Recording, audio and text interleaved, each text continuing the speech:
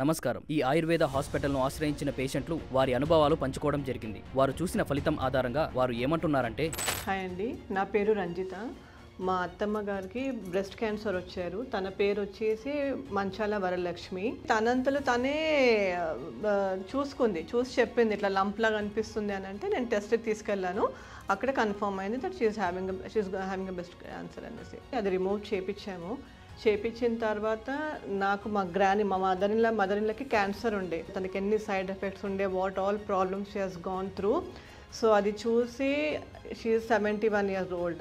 So ఈ ఏజ్లో తను తట్టుకునే శక్తి ఉండదు. సో నాకు మా కజిన్ ఒక ఆమె చెప్పింది ఫీలింగ్ మచ్ బెటర్.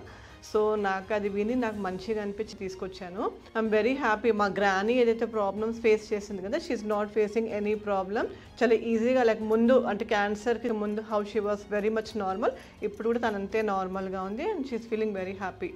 బాగుంది ఇప్పుడు తనకి. చూశారు కదండి, వారి మాటల్లో ఉన్న ఆత్మవిశ్వాసమే ఆయుర్వేదం సాధించిన విజయం. ఇలాంటి మరెందరో జీవితాలలో ఆయుర్వేదం వెలుగులు నింపడానికి నిరంతరం కృషి చేస్తూనే ఉంటుంది. ధన్యవాదాలు.